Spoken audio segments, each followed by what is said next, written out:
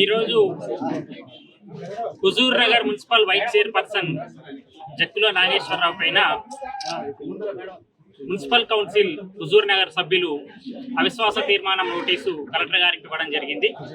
Collector గారు presiding అధికారిగా నన్ను నియమించడం జరిగింది. ఈ రోజు జరిగిన సమావేశంలో మొత్తం 24 మంది సభ్యులు, 29 మందికి కానీ 24 మంది హాజరైనారు. అందులో 22 మంది అవిశ్వాసం తీర్మానానికి అనుకూలంగా చేతులెత్తి మద్దతు తెలిపినారు. వ్యతిరేకంగా 2 మద్దతు తెలిపినారు. ఒక 5 మంది సభ్యులు హాజరు కాలేదు. కోఆప్షన్ మన ఎక్స్ అఫిషియో సభ్యులు మన గౌరవ మంత్రివర్యులతో సహా 5 మంది సభ్యులు హాజరు కాలేదు. మొత్తం 24 మంది సభ్యులలో 22 మంది సభ్యులు అవిశ్వాస తీర్మానానికి మద్దతుగా ఆమోదం తెలిపినందువలన ఈ అవిశ్వాస తీర్మానం నెగ్గినట్టుగా ప్రకటిస్తూ తదుపరి చర్యలకై ఈ విషయాన్ని జిల్లా కలెక్టర్ గారికి నివేదించడం జరిగింది. అక్కడి నుంచి తదుపరి చర్యలు ఉంటాయి.